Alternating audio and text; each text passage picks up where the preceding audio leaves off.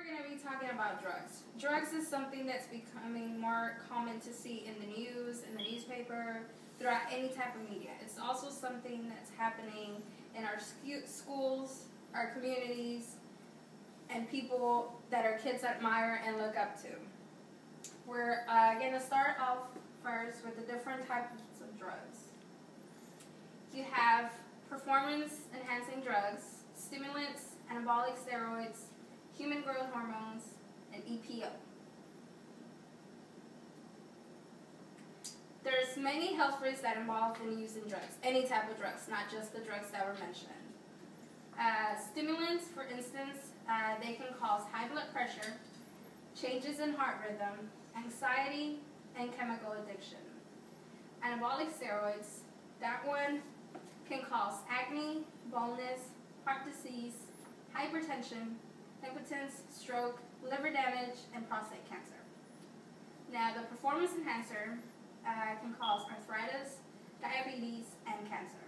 EPO can cause clotting, heart attacks, and strokes.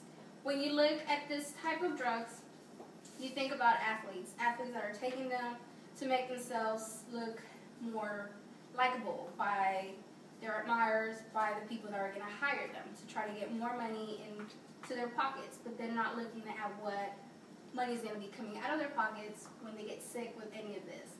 Or not just that, what's going to affect their physical features, like being bald, having acne. You may have all the muscles in the world, but you have acne, you have no hair. I'm for professional athletes getting drug tested. You have children that look up at athletes as role models. They want to be like them.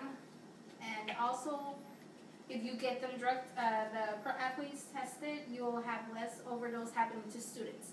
Students who are in high school that one day want to be there like them, who want to earn the big money, who wants the other little kids to look up to them. Safety of themselves and others in their team. Your teammates are depending on you every game. If you don't show up one day for practice, you don't show up one day for the game, there's times where you have to forfeit because you don't have enough players, or you do show up for the game, but you can be so high off of so many drugs that you mix together, or just even one, and you mess up the game for everybody. All athletes will have the same advantage physically. Also, by one athlete taking any type of steroids or drugs, it creates pressure among athletes to use such drugs if they want to remain competitive. As you notice, mainly lately with all these lockouts, more are getting paid than the others, even though they're all doing the same type of job. They're all out there fighting over a ball, football, basketball, soccer, or in wrestling where they're fighting each other, right? Or in golf where they, again, have to hit a ball. It's all doing the same thing, yet some get paid more than the others. Steroids can also interfere with natural process of puberty when children use them at an early age. You have many kids who, since they're young, start competing in sports. So by the time they get to high school, it's the age where you mimic what others are doing. So if you have a friend who seems to be performing better in the same sport that you're doing, find out what they're doing. Oh, well, I'm taking this and that. They're going to want to do it too. So that by the time you hit puberty, it messes with all that. There are some examples of athletes who have come out and said, I did use steroids or some type of drug.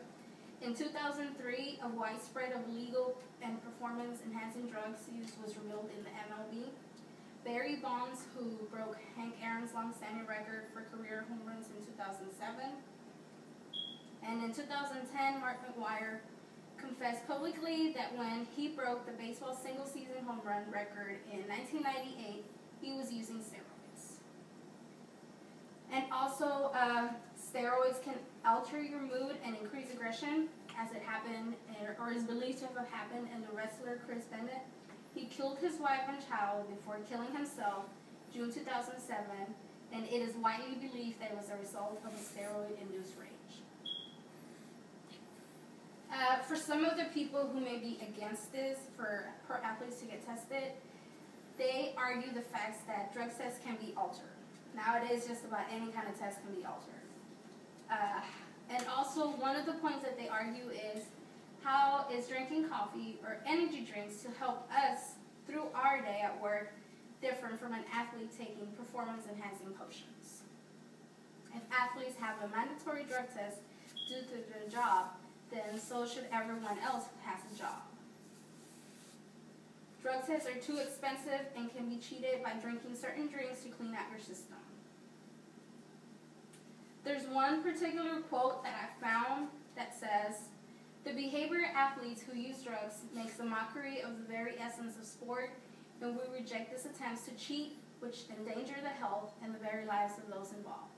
That was spoken by Juan Antonio Samaranch, the president of the IOC from 1980 to 2001. I hope you guys learned something in regards to all these type of drugs that athletes are using, and can get your own opinion if you're for it or against it.